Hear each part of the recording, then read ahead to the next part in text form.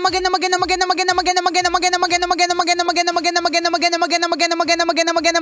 tanghali. Kumikinang na ula, Diego Bandido. Magandang tanghali. Kumikinang ina.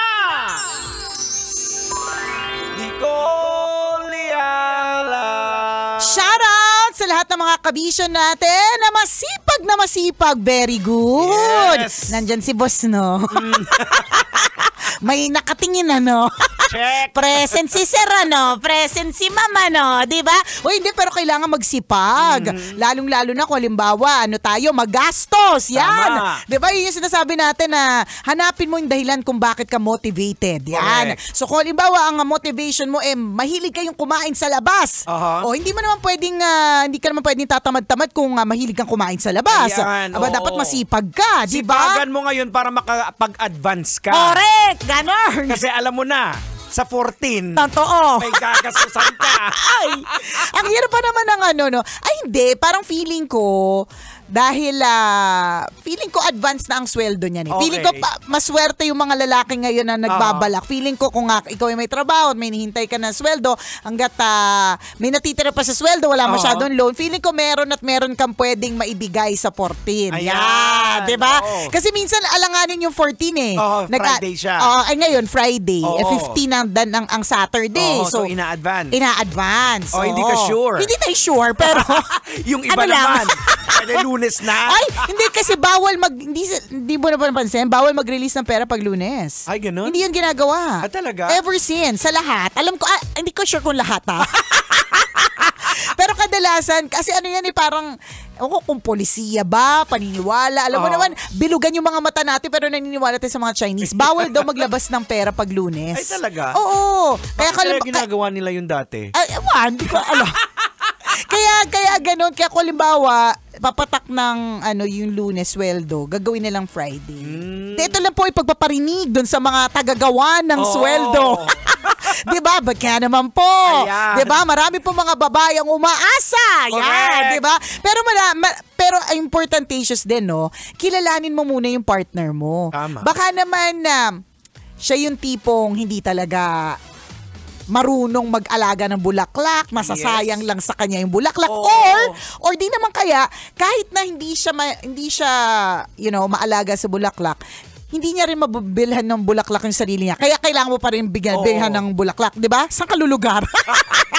Parang ang hirap, Actually, nakikita ko nga ngayon ng mga post dumadaan na sa feed mo. Sa feed ko, yung kinukumpara na yung bulaklak parang 1.6 or 1.7. Samantala yung 25 kilo ng bigas, ayan, parang 1.4 lang. Ganun din. Oo, correct. Depende sa tipo ng bigas, di ba? O, totoo. Parang, yun nga So, alamin mo, dapat kilala mo yung partner mo. Kilala mo yung misis mo, kilala mo yung girlfriend mo. Siya ba yung tipong ma-practical na tao na kahit na Valentine's, gusto niya na sa halip na bulaklak, di ba? Bigas na lang, di ba? O di naman kaya ang tagal-tagal ng butas na po, bakal lang hindi mo alam. Ginagawa lang ng paraan ni misis, butas na yung yung lutuan ninyo ng mga ulam, di ba? Ginagawa lang ng paraan ni misis, di ba? Yung mga ganon. So dapat alamin mo, kilalanin mo. Although yun nga yung sinasabi ko, Jegs, pwede rin naman na kahit kailangan mo ng bigas, kahit kailangan mo ng bagong lutuan, di ba? Iba pa rin talaga kapag binigyan ng bulaklak. Yes, so, depende nga sa misis. Like ako, halimbawa, nakita kasi nung naging asawa ko na nga yung asawa ko ngayon, alam niya na pagkatapos kong picturean, pagkatapos ko i-post, pinamimigay ko na. O di naman kaya na sa isang tabi na lang, wala pampakalat hanggang mangiti, mabulok at hanggang kailangan ng itapon. Correct. So parang technically yung pera tinapon din talaga, 'di ba? So might as well bigyan mo na lang ako ng pabango kasi yung pabango magagamit ko. O di naman kaya bigas, totoo naman din, pangkilay, mas ayos sa akin 'yan. Bigyan mo ako ng GC sa kung saan, mas okay mas din sa totoo naman yung mas mapapakinabangan ko. Pero, hindi ko rin talaga bibilhan ng bulaklak ang sarili ko. Yung GC, carry kong bilhin para sa sarili ko Tama. Yung bigas, kaya kong bumili. Tama. Pero yung bulaklak, hindi ko kaya rin bilhin para sa sarili ko. Diba? So mahirap po talaga ang ligay ng mga lalaki ngayon. Saan kayo lulugar? Naisip ko nga, pwede pala tayo magnegosyo eh. Ano negosyo yung flowers yan? for rent lang. For rent. Para pipicturean lang tapos babawiin mo. Pwede. Di ba? Masabi na sa social media na binigyan ka. Di ba? Uy, pwede yun. For rent lang. Ay, maganda yan. Ang target natin mga kababaihan. Yan. Kababaihan na active sa social media. Yan. Kasi syempre kailangan pinopost eh. Ganon. So ipopost mo yung iba't ibang so mamili ka dito. Ayan, kung alin dyan yung nababagay sa personalidad mo. Yan. Di-deliver sa'yo para magpa-picture ka, babawiin. Pwede din, di ba?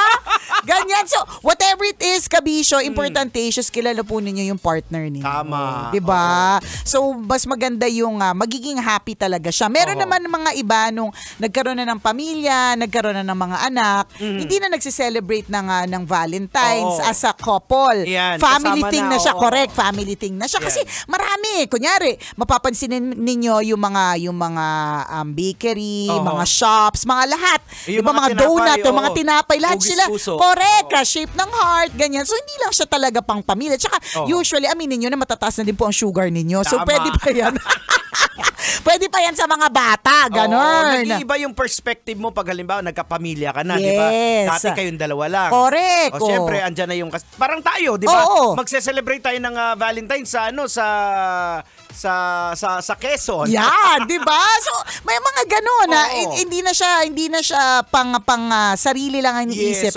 Kasama na yung pamilya, di ba? So, kailangan meron po tayong ganon na kilalanin po natin yung ating kapartner at alamin natin kung ano ba yung mga pangangailangan ninyo, di ba? Kahit sabihin natin may extra kang pera, dapat may konting practicality pa rin din. Correct. Yung pagre-regalo. Pero kung halimbawa, hindi nyo problema pagiging practical kasi mayaman kayo, di kayo na. Di ba?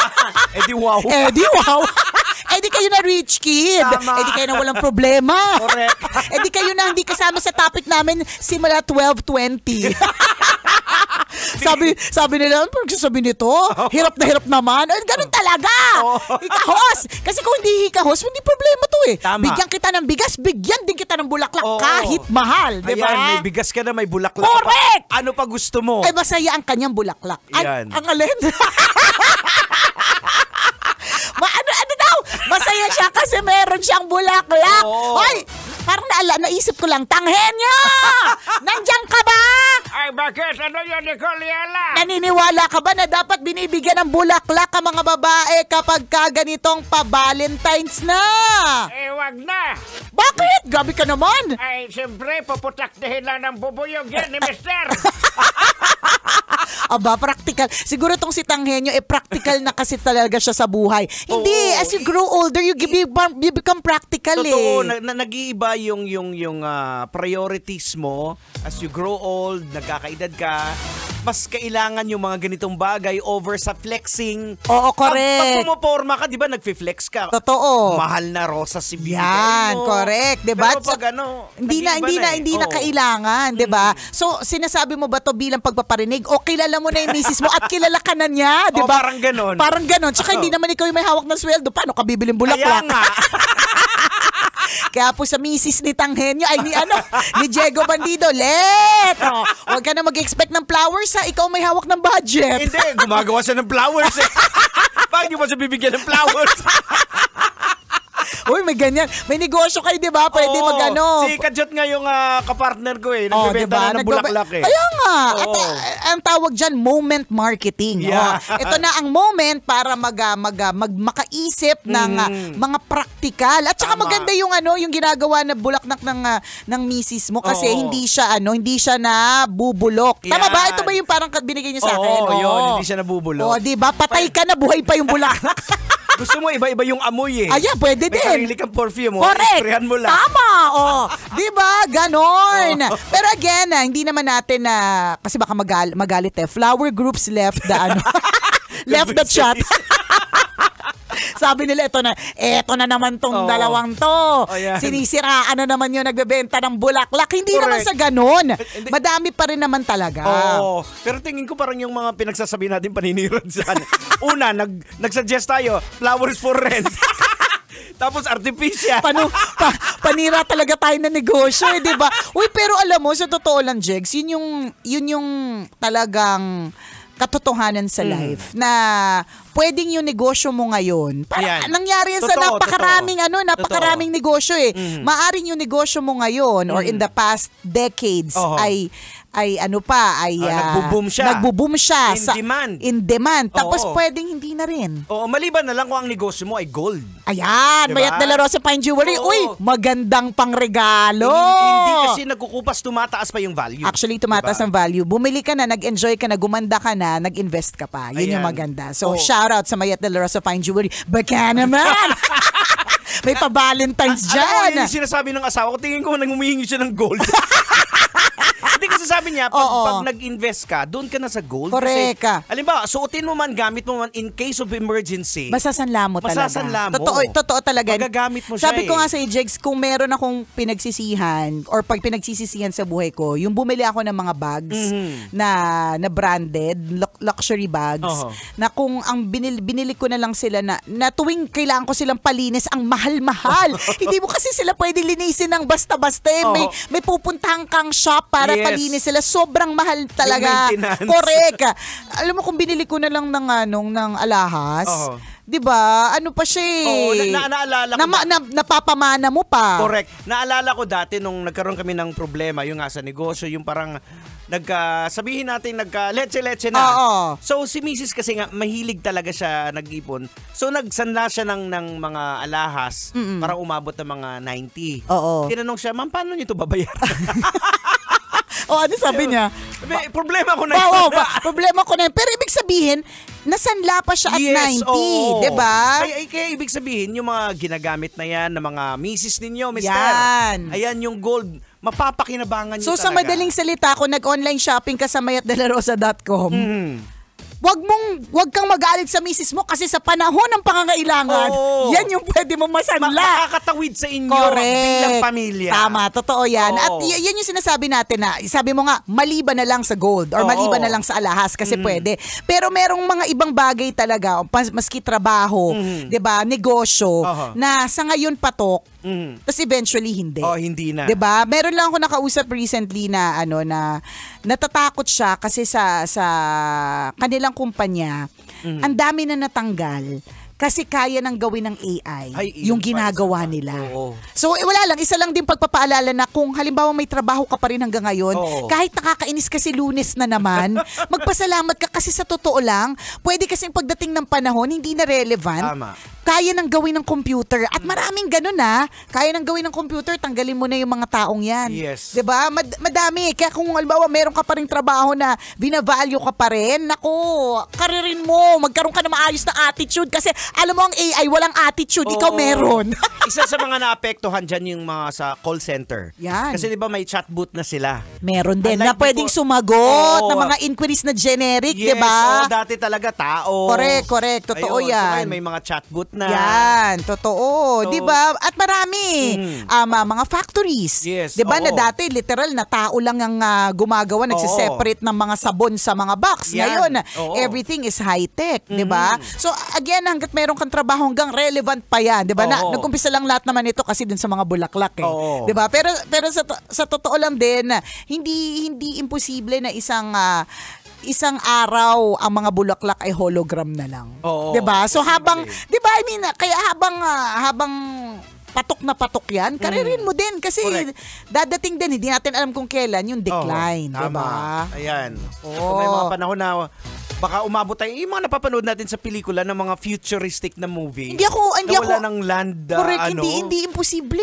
Parang sobrang high-tech na ng mundo ngayon eh. Na yung pag nakakita sila ng plant, manghang-mangha sila. 'Di ba? Kasi nga may lupa pa, 'di ba? Dadating yung panahon baka nga hologram na yung mga lupa, ay yung mga yung mga halaman, yung mga plantito at plantita, 'di ba? Di computer na ang lahat. Hindi nagdidilig ka sa computer. Correct. 'Di ba? Hindi imposible eh. Babalik ka doon sa farm bill, naalala mo? Correct. Babalik ka sa nung araw Tamagotchi. Ayun. Yan, di ba? Ayan, May didiligan ka, may aalagaan Papakainin ka, mo. correct, di ba? Yung mga ganon, yung The Sims, yung mga, hanggang ngayon may mga ganyan, may mga ganyan at hindi imposible. Yan, oo. So ulitin lang natin, hanggang meron kang career. Yes. Di ba? Sa halip na magreklamo ka ngayon kasi may trabaho ka, magpasalamat ka at hindi ka pa pinapalitan ng computer. Tama. Di ba? Meron ka pa rin pinagkakakitaan hanggang ngayon. Yan, be thankful. Correct, yun talaga yun, attitude of gratitude. Kasi kaya tayo minsan nawawalan ng kaligayahan. Kasi naghahanap tayo ng ibang mas matindi. Yes. Kasi nga hindi tayo thankful. Parang katulad nung isang araw nga may nagsabi nga dun sa anak ko. Sabi niya, if your mom is so famous, why you don't have a mansion? Alam mo, sa totoo lang, medyo sumakit din yung ulo ko dun. Tapos ang nainis ako kasi parang tinake away nung statement na yun na isang bata lang na dapat hindi. Kasi matanda na ako, dapat may wisdom na ako. Pero for a while, yung batang yun took away what I had, which is yung attitude of gratitude. Kasi I'm always thankful kung ano meron ko. Pero nung narinig ko yun, why your mom is famous, why you don't have a mansion? Na-realize ko, bakit nga pala wala akong mansion? Bakit nga pala ang liit ng bahay namin? Bigla tuloy akong naghanap na hindi dapat. Kasi sa totoo lang, kung ano ang meron tayo ngayon ay kung ano ang kailangan natin. Yes. At alam naman natin, at alam ko din naman sa sarili ko na what I have right now is so much more. Kaya lang may mga ganyan na, 'di ba, pademonyong mga linyahan, 'di ba? Sa totoo lang, I'm sure hindi demonic yung bata. Yes, of pero course. yung how it hit me, parang grabe Parang Oo nga, no? Oo nga, no? Tapos magkukumpara nga ako ngayon. Ayan. Bigla ako nagkumpara dun sa mga iba. Hindi maganda. Oo. Nawawala yung ating attitude of gratitude. Tama. O, diba? Pasalamat tayo kung anong meron tayo, Kabisyo. Yes. That's the secret to happiness. Ha? Correct. Oras natin, 12:39. Ako pong kumikinang na ulo, Diego Bandito. At akong kumikinang ina mo, Nicole Yala. Kailangan pa bang i-memorize yan? Basic! Kailangan pa bang i-memorize yan? Love Radio. Basic!